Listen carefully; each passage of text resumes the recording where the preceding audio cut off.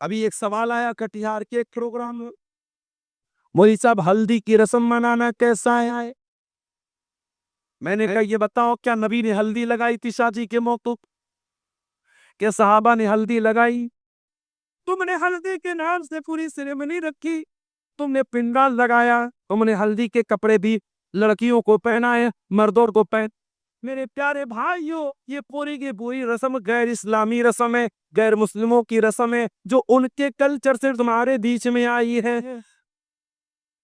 ہلدی پہ پیسہ خرچ ہو رہا ہے، منگنی کی بڑی بڑی رسم ہو رہی ہے، اس پہ پیسہ خرچ ہو رہا ہے، بارات میں 300 باراتیوں کو لے جا کے جا کے کھانا کھلایا جا رہا ہے، پھر جہیز میں ڈیمانڈ کی جا رہی ہے، پورا شادی بیاہ کا سسٹم دیکھ لو، یہ میرے بھائیوں فضول خرچی سے بھرا پڑا ہے۔ اور کہیں بہت اچھی لائن میں نے پڑھی تھی کہ شادی میں ایک دن میں ہم ایسے 500 لوگوں کو، 1000 لوگوں کو کھانا کھلاتے ہیں، اپنی زندگی بھر کی گاڑی کمائی خرچ کر کے کھلاتے ہیں، جو کبھی ہمیں خوش دیکھنا نہیں چاہتے۔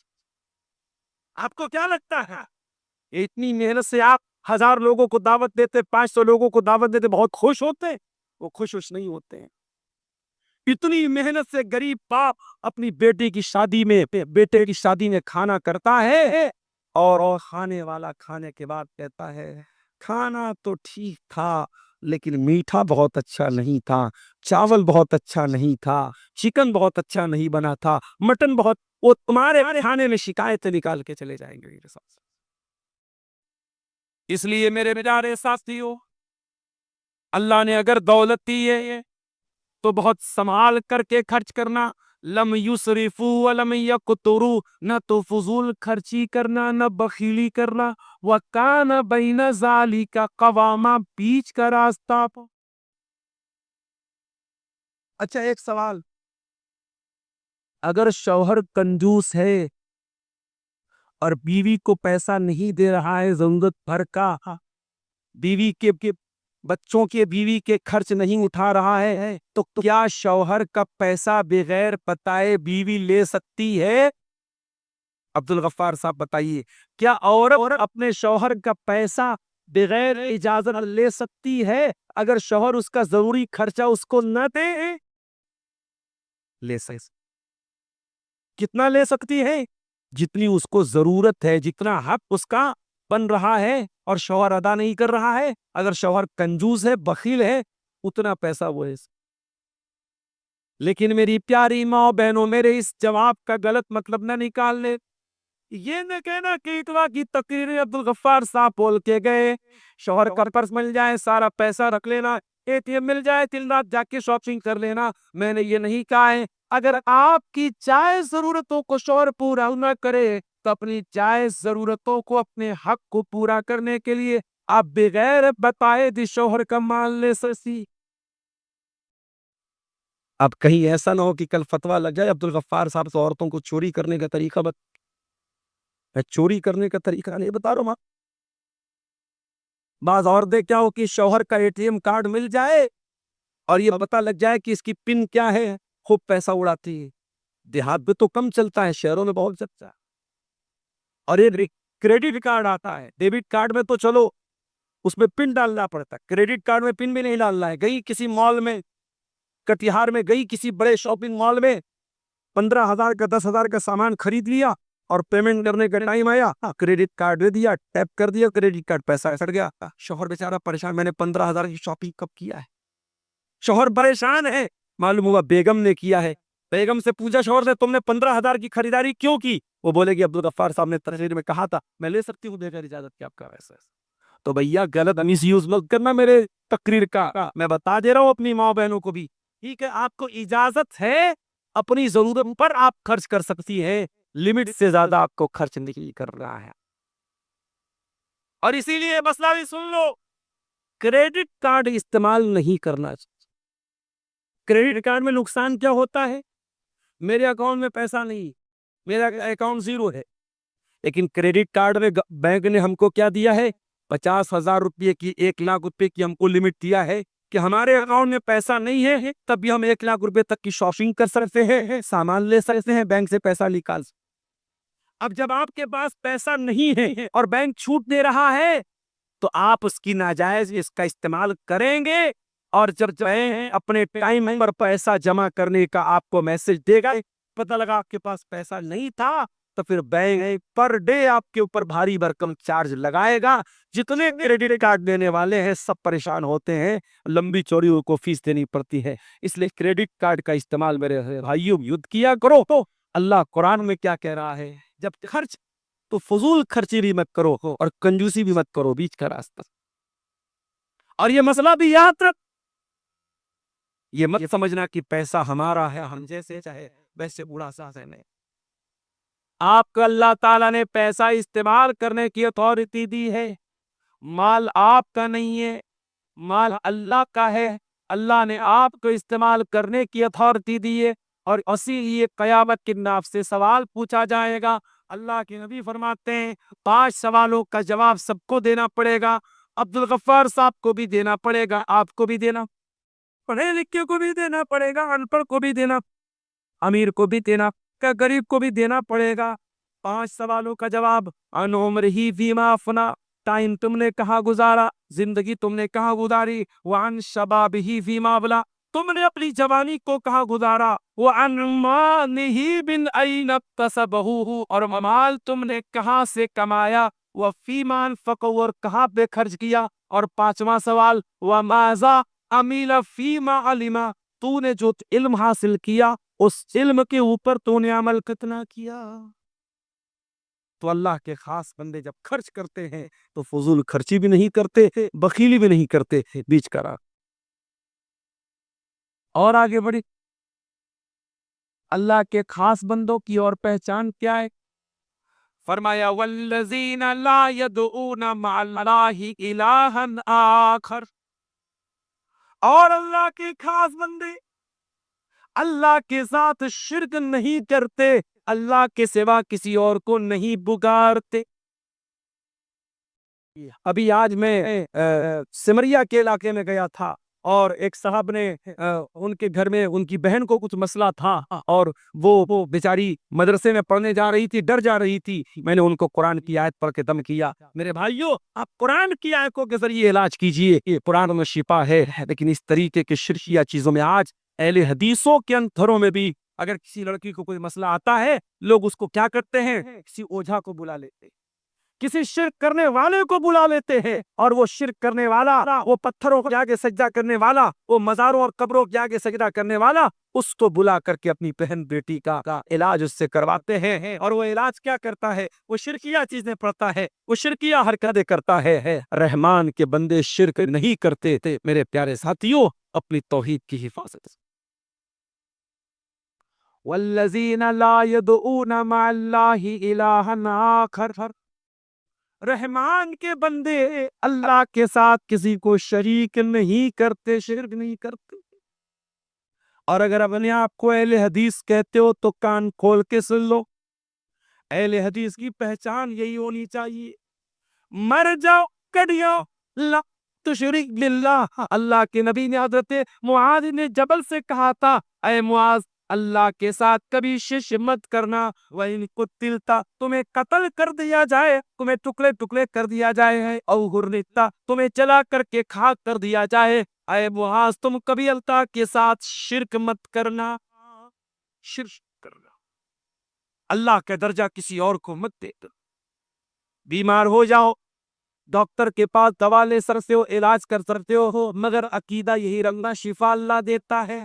پریشان ہو جاؤ، اللہ کیا کہ دکڑا رویا کرو، اللہ کے علاوہ کسی اور کو مشکل کشا نہ سمجھنا، کسی اور تو غریب نواز نہ سمجھنا، کسی اور تو بگڑی بنانے والا مت سمجھنا۔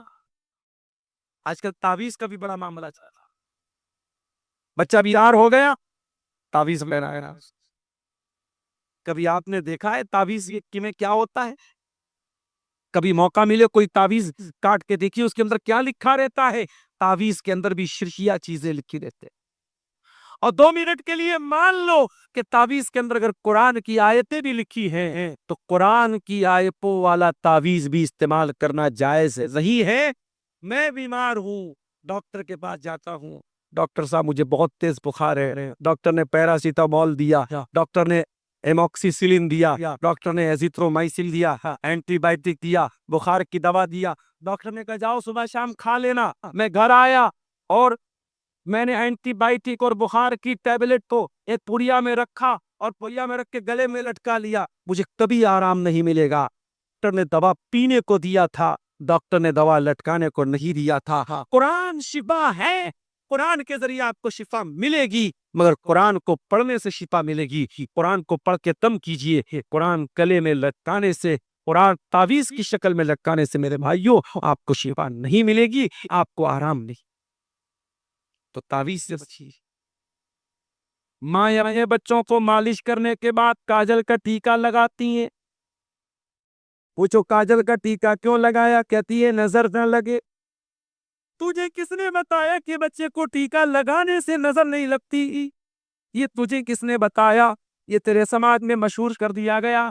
بچے کو کاجل کا ٹیکا اگر جس نیت سے لگا رہے ہو تو یہ بھی توحید کے خلاف ہے. نظر لگتی ہے تو اللہ کے حکم سے لگتی ہے، اور نظر دور ہوتی ہے تو اللہ کے حکم سے دور ہوتی ہے. آپ بائک سے جا رہے، بلی نے راستہ کاٹ دیا. کار سے جا رہے، بلی نے راستہ کاٹ دیا، ڈرائیور نے بریک مار دیا، صاحب بلی نے راستہ کاٹ دیا. کیا آپ کا عقیدہ اتنا کمزور ہے کہ ایک جانور کے راستہ کاٹ دینے سے آپ نے بریک مار دیا؟ کیا آپ یہ سمجھتے ہیں کہ جانور کے گزر جانے سے آپ کا سفر منحوس ہو جائے گا؟ اگر یہ عقیدہ کوئی رکھتا ہے تو اپنے عقیدے کی اصلاح کر لے. یہ بھی توحید کے خلاف ہے، یہ بھی شرک تک لے کے جانے والی چیز ہے.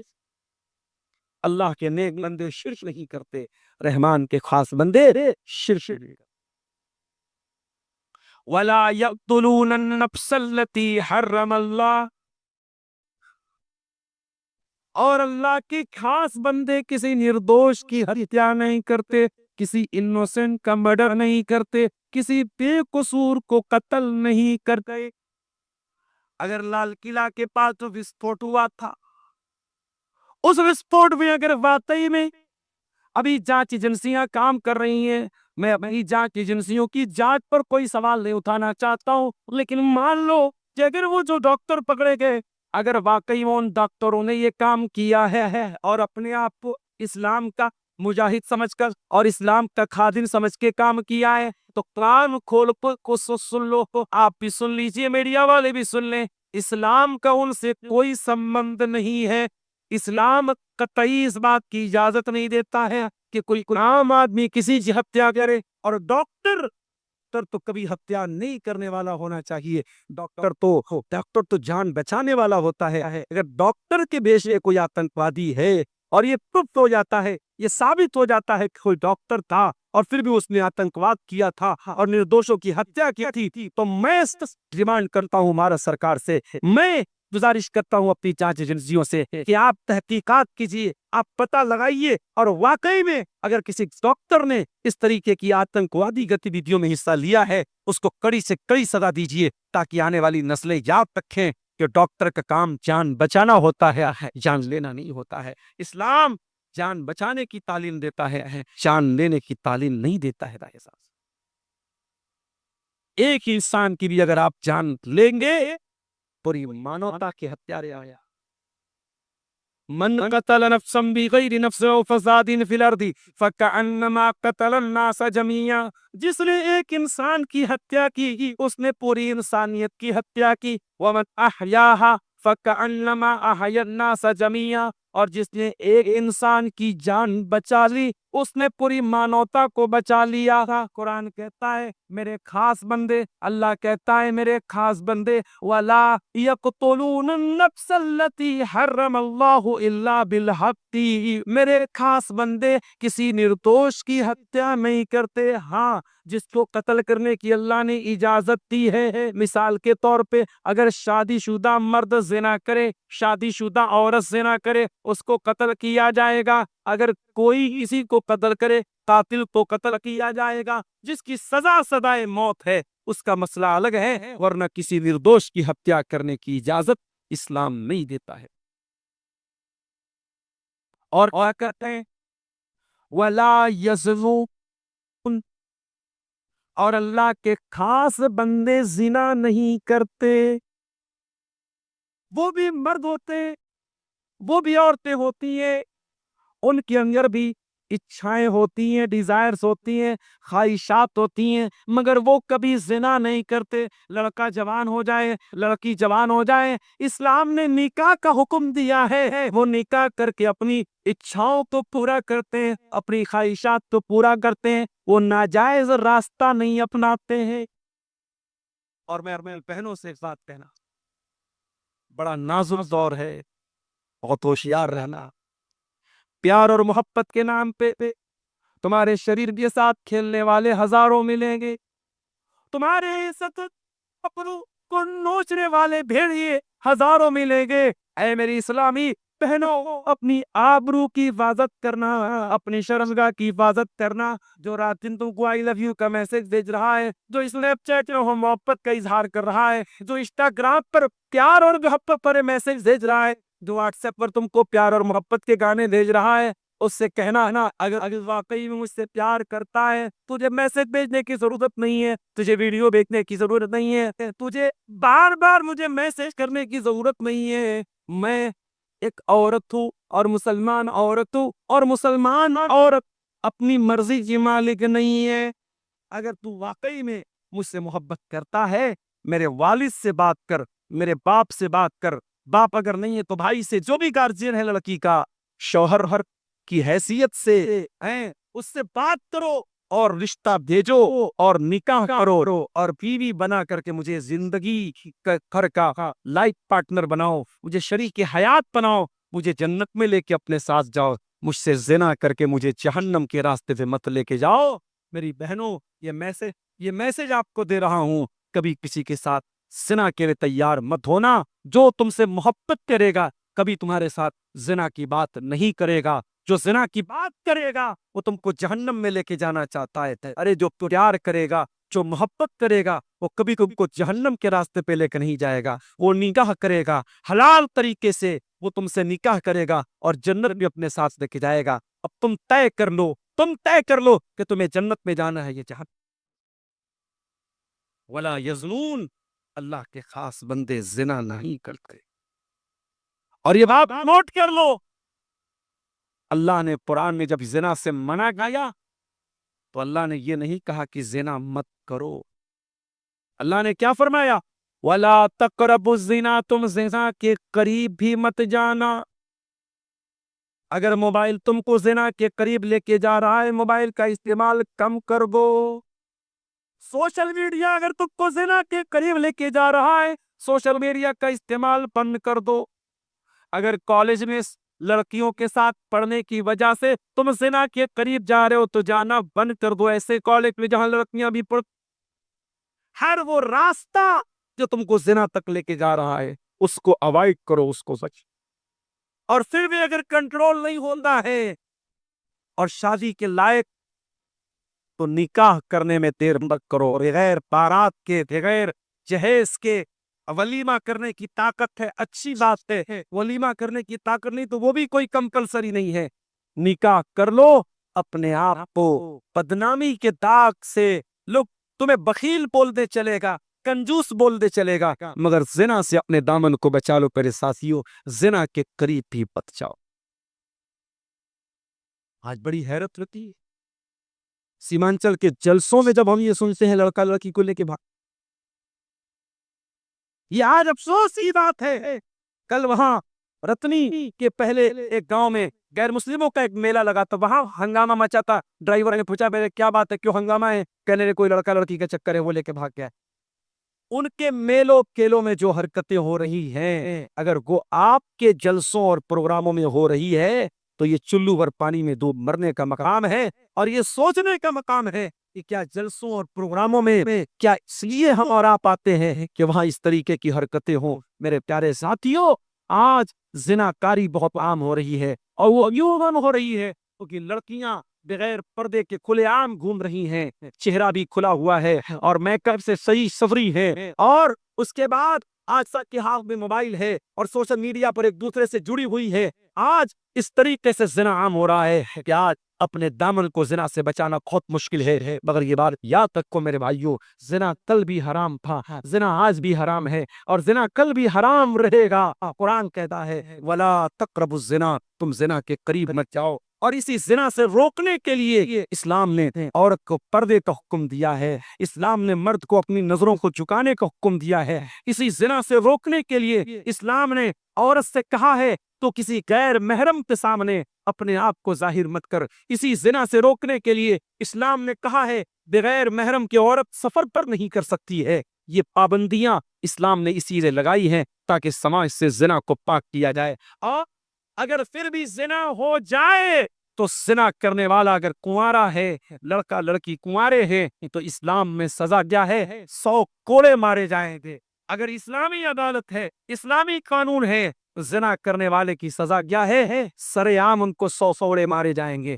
اور اگر وہ دونوں شادی شدہ ہیں، زنا کرنے والا مرد بھی شادی شدہ ہے، زنا کرنے والی عورت بھی شادی شدہ ہے، اسلام میں اس کی سزا سزائے موت ہے۔ پتھروں سے مار مار کے ختم کر دیا جائے، زنا کرنے والے کو زندہ نہ چھوڑا جائے۔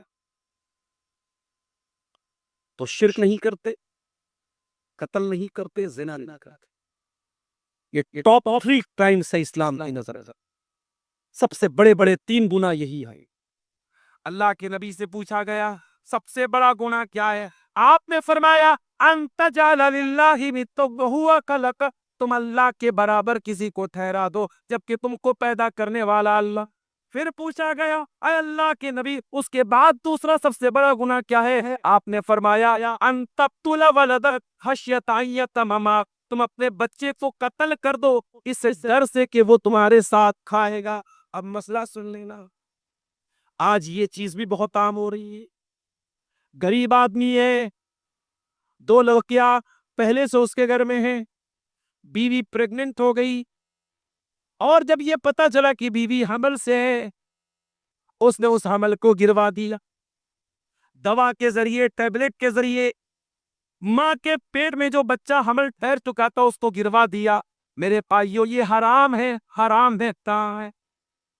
ہاں اگر حمل میں ٹھہرنے کے پہلے کوئی ایسا طریقہ اپنایا جائے کہ حمل نہ ٹھہرے، اور وہ بھی اس صورت میں ہے جبکہ کوئی مجبوری، مثال کے طور پہ 2 بچے ہیں اور ابھی بچے بہت چھوٹے ہیں، اگر ایک اور پریگننسی آ جاتی ہے، ایک اور بچہ آ جاتا ہے، ان دونوں بچوں کی پرورش میں، ان کو دودھ پلانے میں بہت مسئلہ آ جائے گا، ان کو پالنے پوسنے میں بہت مسئلہ آ جائے گا۔ 2 بچوں کے بیچ میں گیپنگ رکھنے کے لیے اگر انسان ایسے طریقے اپناتا ہے، جو آج کے دور میں بہت سارے طریقے رائج ہیں، ایسے طریقے اپناتا ہے جس میں پریگننسی کے پہلے اور حمل کے پہلے وہ طریقے اپنائے جاتے ہیں تاکہ وہ عورت گربوتی نہ ہو، تو وہ طریقہ اپنایا جا سکتا ہے۔ لیکن اگر حمل ٹھہر چکا ہے اور اس حمل کو گرایا جا رہا ہے تو ایک ہی صورت میں گرانے کی اجازت ہے۔ اگر حمل ٹھہر گیا ہے اور ڈاکٹر کا یہ کہنا ہے اگر یہ عورت پریگننٹ ہو گئی، اس کی جان تو خطرہ ہے، یہ بہت کمزور ہے، یہ بہت بیمار ہے، اگر اس نے بچے کو جنم دیا تو اس کی جان کو خطرہ ہے۔ جب عورت کی جان کو خطرہ ہو جائے اس صورت میں، چونکہ اسلام کا یہ کہنا ہے کہ اگر دو خطرناک چیزیں جمع ہو جائیں، 2 خطرناک چیزیں اکٹھا ہو جائیں، تو جس میں زیادہ بڑا خطرہ ہے اس کو چھوڑ کے جو کم خطرے والی چیز اس کو اپنا لیا جائے۔ اگر ماں کے پیٹ میں اگر بچہ ہے اور یہ ڈر ہے اگر پریگننسی ہوئی اور بچہ پیدا ہوا، ماں بھی مر سکتی ہے، بچہ بھی مر سکتا ہے، اس کنڈیشن میں ابھی وہ بچہ حمل کی شکل میں، اس صورت تو اس حمل کو گرایا جا سکتا ہے، لیکن وہ ایک مجبوری کی شکل ہے، عام کسی شکل میں حمل کو گرانے کی اجازت نہیں ہے، حرام ہے، حرام ہے، حرام۔ یہ بھی اولاد کا قتل ہے میرے ساتھ، اور آج دھڑلے سے یہ کہا ہوگا۔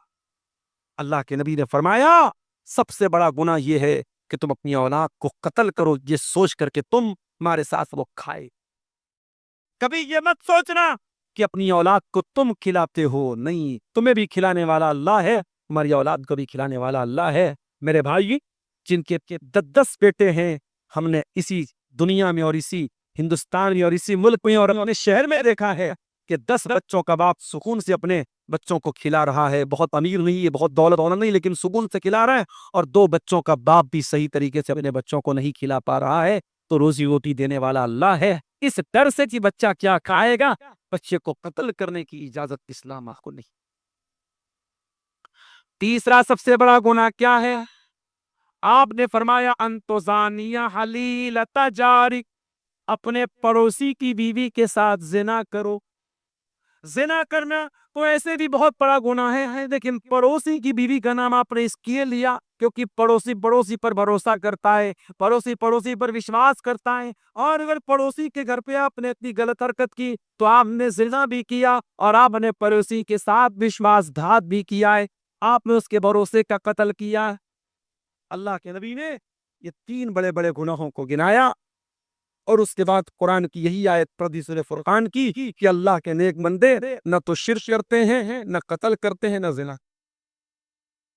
چلیے اب آگے بڑھتے ہیں. وَمَن يَفْعَلْ ذَلِكَ يَلْقَ أَثَامًا، اگر کوئی زنا کرے گا، اگر کوئی قتل کرے گا، اگر کوئی شرک کرے گا، بہت بڑی مصیبت کو اٹھائے گا. یضاعف لہ العذاب یوم القیامہ، قیامت کے روز کو ڈبل عذاب دیا جائے گا. ویخلد فیہ مہانا، اور وہ جہنم میں ہمیشہ ہمیشہ ذلیل ہو کر کے رہے گا. الا من تاب وآمن وعمل عملا صالحا، ہاں اگر کوئی شرک کرتا تھا، کوئی زنا کرتا تھا، کوئی قتل کرتا تھا، اگر وہ سدھر جائے، ایمان لے آئے، توبہ کر لے اور اچھا عمل کرنے لگے تو اللہ اس کی توبہ قبول کرنے کو تیار ہے. فَأُولَٰئِكَ يُبَدِّلُ اللَّهُ سَيِّئَاتِهِمْ حَسَنَاتٍ، اللہ تعالیٰ اس کے گناہوں کو نیکیوں میں بدل دے گا. وَكَانَ اللَّهُ غَفُورًا رَحِيمًا، اور اللہ تعالیٰ بہت معاف کرنے والا، رحم کرنے والا ہے. ہمارے یہاں کہاوت ہے صبح کا بھولا شام کو لوٹ جائے تو اسے بھولا نہیں کہتے. اور اللہ کا اصول کیا ہے؟ صبح کا نہیں، کئی سال کا بھی بھولا اگر لوٹ کے چلا آئے تو اسے بھولا نہیں کہتے. اللہ اس کی توبہ سننے کو تیار ہے، اللہ اس کو معاف کرنے کو تیار ہے. یہ 3 مہا پاپ اگر کوئی کرتا ہے، شرک کرتا ہے، قتل کرتا ہے، زنا کرتا ہے، اگر وہ بھی سچی توبہ کر لے اللہ اس کو بھی معاف کرنے کو تیار. اچھا توبہ کا مطلب کیا ہو؟ کوئی بتا سکتا ہے؟ توبہ کا لفظی مطلب کیا ہے؟ توبہ کے معنی کیا ہے؟ توبہ کی میننگ کیا ہے؟ توبہ ارتھ ہے کی اچھا بولے ہے کسی کوئی جاگ رہا ہے بھائی نہیں جاگ رہا ہے؟ بولو نا نا نا نہیں یو ٹرن لینا. گاڑی چلاتے ہیں آپ نے گاڑی کو اچانک آپ کو لگا کہ غلط دشا میں چلے گئے، جانا تھا منیہاری سائڈ چلے گئے پورنیہ سے، تو وہیں سے آپ گاڑی کو گھماتے ہیں، یو ٹرن لیتے ہیں. تو جو یو ٹرن لیتے جو مڑتے ہیں دیٹ از کالڈ توبہ، اس کو توبہ کہتا ہے. اس کا مطلب یہ ہوا کہ جو گناہ کر رہا ہے وہ غلط لائن پہ چلا گیا تھا، غلط ہائی وے پکڑ لیا تھا، اس نے جانا پورنیہ تھا، نکل رہا تھا منیہاری سائڈ، جا رہا تھا پورب ہو جانے لگا تھا پچھم، وہ توبہ کر لے صحیح لائن پر آ جائے. اسی لیے قرآن کہتا ہے وَمَن تَابَ وَعَمِلَ صَالِحًا فَإِنَّهُ يَتُوبُ إِلَى اللَّهِ مَتَّابًا، جو توبہ کرتا ہے وہ اللہ تعالیٰ کی طرف واپس لوٹ کے آتا ہے. اللہ نے پیدا کیا تھا صحیح ڈائریکشن پر، گناہ کر کے ڈائریکشن بھٹک گیا تھا، اب جب توبہ کیا تو صحیح ڈائریکشن پر، صحیح راستے پر آ رہا. اس کے بعد اللہ کہتا ہے میرے نیک بندے والذین لا یشہدون الزور، کسی غلط کام میں سملت نہیں ہوتے. جہاں ناچ گانا ہو رہا ہو، جہاں آرکیسٹرا ہو رہا ہو، جہاں زنا ہو رہا، جہاں شراب پی جا رہی ہو، جہاں کوئی گناہ کا کام ہو رہا ہو، ایسی کسی مجلس میں، ایسے کسی سماروہ میں، ایسے کسی فنکشن میں وہ نہیں جا جائے. یہاں تک کہ اگر آپ کا کوئی غیر مسلم دوست بھی آپ تو دعوت دیتا ہے اور وہاں شادی میں ناچ گانا ہو رہا ہے، مت جاؤ میرے پیارے بھائیو. وہاں شراب پی جا رہی ہے، مت جاؤ میرے ساتھیو. جہاں حرام کا، جہاں غلط کام ہو رہا ہو وہاں شامل بھی مت ہونا. والذین لا یشہدون الزور، اللہ کے خاص بندے غلط کاموں میں، ناجائز کاموں میں شامل بھی نہیں ہوتے. وَإِذَا مَرُّوا بِاللَّغْوِ مَرُّوا کِرَامًا، اور جب کسی بیہودہ چیز، کسی گندی چیز سے ان کا گزر ہوتا ہے وہ شرافت سے گزر جاتے ہیں۔ اسلام یہ نہیں کہتا ہے کہ آپ اپنی آنکھیں پھوڑ لیجیے۔ آپ چلیں گے روڈ پہ، آپ چلیں گے ایئرپورٹ پہ، آپ چلیں گے ریلوے اسٹیشن پہ، آپ چلیں گے بازار میں، بے حیائی یہ چیزیں بھی آپ کو نظر آئے گا۔ آپ ایسی لڑکیوں کو بھی دیکھیں گے جو اپنے شریر کا انگ پردرشن کر رہی ہیں۔ اسلام یہ نہیں کہتا ہے کہ آپ اپنی آنکھیں پھوڑ لیجیے، اسلام یہ کہتا ہے بس شرافت سے گزر جاؤ۔ وَإِذَا مَرُّوا بِاللَّغْوِ مَرُّوا كِرَامًا، اللہ کے خاص بندے کسی لغو چیز کو دیکھتے ہیں تو گزر جائیں۔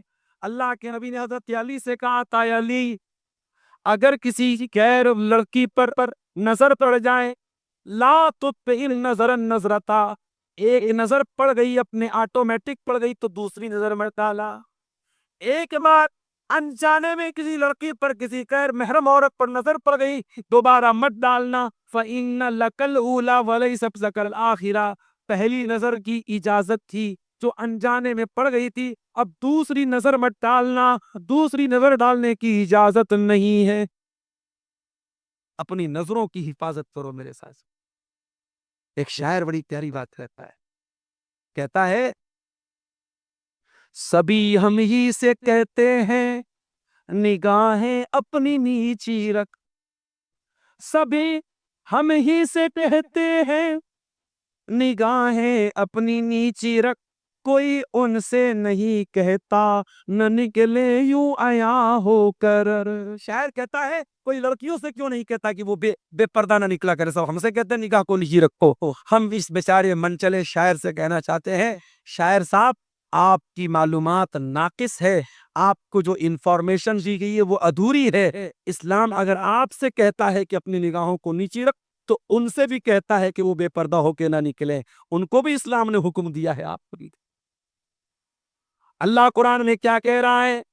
لغو چیزوں کے پاس سے، بیہودہ چیزوں کے پاس سے، ولگر چیزوں کے سے شرافت سے گزر جانا ہے، اس میں انوالو نہیں ہونا ہے، اس میں پڑنا نہیں۔ اب دو چیزیں اور بیان کر کے بات ختم کریں گے، 3:30 ہونے کے قریب ہے، فجر کا ٹائم ہونے والا ہے۔ سوال تو قیامت تک آتا رہے، سوال تھوڑی رکے گا۔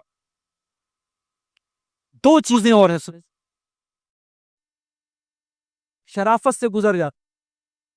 سنیما ہال کے پاس سے آپ گزریں گے تو ضرورت نہیں کہ آپ فلم دیکھ کے آ رہے ہیں، آپ بس گزر جائیے وہاں سے، ہو سکے تو راستہ کوئی دوسرا اپنائیے، لیکن اگر راستہ وہی ہے اور آپ کے سامنے تھیٹر لگا ہے، پکچر لگی ہے، پوسٹر لگا ہے، تو آپ کھڑے ہو کر کے یہ مت دیکھو سلمان خان کی کون سی، بھائی شرافت سے گزر جاؤ، اس میں انوالو مت ہونا، اس میں پڑھنا نہیں۔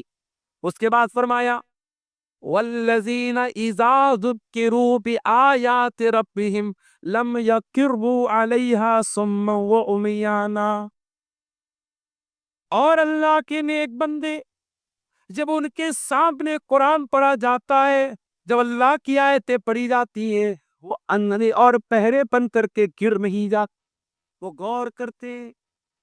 اور معاف کرنا سیمانچل کے لوگوں، میں بار بار کہتا ہوں اور آج بھی کہتا ہوں اور کہتا رہوں گا، اپنے جلسوں کا رنگ روپ بدل لو۔ یہ رات بھر کے پروگرام، رات کو 2 بجے آپ تو تقریر کے لیے بلا رہے ہو، آپ کو زبردستی تقریر سننا پڑ رہا ہے اور مجھ کو سنانا پڑ رہا ہے، آپ نیند کے عالم میں سن رہے ہو، آپ اپنے آپ کو سونے اور نیند سے کو کنٹرول کر کے سو رہے ہو، یہ مناسب نہیں ہے۔ یہاں قرآن پڑھا جا رہا ہے، یہاں اللہ کے نبی کی باتیں پڑھی جا رہی ہیں، اس کو غور سے سننے کی ضرورت ہے، اس لیے 9 بجے 10 بجے تقریر دے دینی چاہیے اور 12 بجے تک جلسے کو شیش کر دینا چاہیے۔ جی قرآن کیا کہہ رہا ہے؟ جب قرآن پڑھا جائے تو وہ اندھے اور بہرے بن کر کے گر نہیں جاتے ہیں، بلکہ قرآن پر وچار کرتے ہیں، غور کرتے ہیں، سوچتے ہیں، سمجھتے ہیں، اس پر عمل ہوئے۔ اس کے بعد فرمایا والذین یقولون ربنا هب لنا من ازواجنا وذریاتنا قرۃ اعین، آیا وہ نیک بندے دعا کرتے ہیں، اللہ ہمارے بیوی بچوں کو ہماری آنکھوں کی ٹھٹھک بنا دے، وَاجْعَلْنَا لِلْمُتَّقِينَ اماما، اور ہمیں متقیوں کا امام بنا دے۔ پتہ یہ چلا کہ جو نیک ہوتے ہیں اپنے پریوار کو بھی نیک بناتے ہیں، اپنے بچوں کو بھی نیک بناتے ہیں، اپنی بچیوں کو بھی نیک. جو نیک ہوتے ہیں وہ اپنے بچوں کو نماز کا پابند بناتے ہیں. جو مائیں نیک ہوتی ہیں وہ اپنی بچیوں کو پردے کا پابند بناتی ہیں. وہ خود بھی نیک ہوتی ہیں، بچیوں کو بھی نیک بناتی ہیں. اپنی اولاد کے حق میں وہ دعا کرتے ہیں، اے اللہ تو ہمارے بچوں کو، ہماری بیوی کو ہماری آنکھوں کی ٹھٹک بنا دے، اور ہمیں صرف متقی مت بنا، ہمیں متقیوں کا امام بنا دے. ہمیں اتنا نیک بنا دے ہم متقیوں کے امام بن جائیں، ہمیں اسے درجے تو پہنچا دے. بڑی پیاری دعا ہے. جو صاحب اولاد لوگ ہیں، جو پریوار والے لوگ ہیں، جو بال بچے والے لوگ ہیں، یہ دعا کو یاد کر لیں. اگر آپ کو تقریب میں دعا یاد نہیں ہو رہی ہے، گھر جائیں، قرآن کھولیں، قرآن کے 19ویں پارے کے شروع میں سورہ فرقان کے لاسٹ پہ یہ دعا آپ کو مل جائے گی. اس دعا کو یاد کر لیں، کنٹھستھ کر لیں، یاد کر لیں، میمورائز کر لیں، اور ضرور اس دعا کو پڑھا کریں. ربنا حب لنا من ازواجنا وذریاتنا قرۃ اعین. اے اللہ ہمارے بال بچوں کو ہماری آنکھوں کی ٹھنڈک بنا دے اور ہمیں متقیوں کا امام بنا دے. اتنا کام اگر آپ کر لیں گے، میں پھر سے دوہرا دیتا ہوں، اللہ کے نیک بندے اہنکار نہیں کرتے، جاہل کا جواب نہیں دیتے، رات پر تہجد پڑھتے ہیں، جہنم سے اللہ کی پناہ مانگتے ہیں، فضول خرچی نہیں کرتے ہیں، کنجوسی نہیں کرتے ہیں، شرک نہیں کرتے ہیں، قتل نہیں کرتے ہیں، زنا نہیں کرتے ہیں، توبہ کرتے ہیں، اور اسی طریقے سے کسی غلط مجلس میں شامل نہیں ہوتے ہیں. کسی لغو چیز کے پاس سے گزرتے تو شرافت سے گزر جاتے ہیں.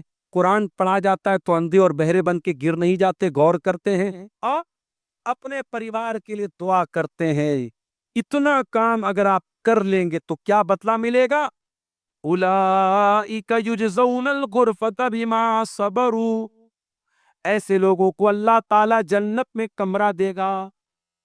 آج داخلے کے بڑے بڑے ہوٹلوں میں، 5 اسٹار ہوٹلوں میں، ایک ان کا کمرہ لینے آپ چلے جائیں تو 20,000 25,000 میں ایک نائٹ کے لیے آپ کو روم ملے گا. لیکن یہ کام اگر آپ کر لیں گے تو اللہ تعالیٰ جنت میں، اور جنت کو جو کمرہ ہوگا، دنیا کے 5 اسٹار ہوٹل اس کے سامنے کوڑا ہے، دنیا کے 7 اسٹار ہوٹل اس کے سامنے کوڑا ہے. جنت کا وہ کمرہ آپ کو ملے گا، اور 1 نائٹ کے لیے، 2 نائٹ کے لیے، 3 نائٹس کے لیے نہیں، وہ پرماننٹ آپ کو مل جائے گا. اولئک یجزون الغرفۃ بما صبروا ویلقون فیہا تحیۃ وسلاما. اللہ کہتا ہے ہم اپنے ان بندوں کو جنت میں داخل کریں گے، اور جب وہ جنت میں جائیں گے تو فرشتے ان کو سلام کریں گے، فرشتے ان کا ویلکم کریں گے، فرشتے ان کا سواگت کریں گے. خالدین فیہا، اور وہ جنت میں ہمیشہ رہے گے. حسنت مستقرا و مقاما، اور جنت بہت بہترین ٹھکانہ ہے. جنت بہت اچھا ٹھکانہ ہے، جہنم بہت برا ٹھکانہ ہے. اب آپ طے کر لیجئے، آپ کو جنت میں جانا ہے تو یہ سارے کام کر لیجئے جو اللہ نے بتائے ہیں، اور جہنم میں جانا ہے اس کا اپوزٹ کر لیجئے. اب آپ طے کر لیجئے آپ کو سب سے اچھے ٹھکانے میں جانا ہے یا سب سے برے ٹھکانے میں جانا. عقیقہ کا سوال بہت آتا ہے، پتہ نہیں کیوں ایسا لگتا ہے کہ عقیقہ کو تم فرض بنا دیا ہے. بڑی ضروری چیزوں پر لوگ عمل نہیں کرتے، لیکن عقیقہ کے بارے میں بہت سوال آیا ہے. 7 دن کے بعد عقیقہ کرنا چاہیے یا نہیں چاہیے؟ جواب یہ ہے کوشش پوری کیجئے، پورا پریتن کیجئے کہ عقیقہ 7ویں ہی دن کر لیا جائے، کیونکہ سنت کیا ہے؟ 7ویں ہی دن عقیقہ سنت. اور یہاں ایک بات اور سن لیجئے، بچہ اگر مغرب بعد پیدا ہوتا ہے تو اگلا دن پہلا ہی مانا جائے. جیسے مثال کے طور اگر سنیچر کا دن ہے اور مغرب کے بعد بچہ پیدا ہوا تو سنڈے کا دن پہلا دن مانا جائے گا. سنڈے پہلا، منڈے دوسرا، ٹیوزڈے تیسرا، ویڈنسڈے چوتھا، تھرسڈے پانچواں، جمعہ چھٹا، سنیچر کو 7واں دن مانا جائے. سمجھ رہے؟ تو جس دن بچہ مغرب کے بعد پیدا ہے اس دن اگلا دن پہلا دن مانا جائے گا، اور 7ویں دن عقیقہ اسی کیلکولیشن سے کیا جائے گا. اور یہ بھی سن لیجیے، بچہ اگر مرا ہوا پیدا ہوتا ہے عقیقہ نہیں کرنا ہے، ثابت نہیں.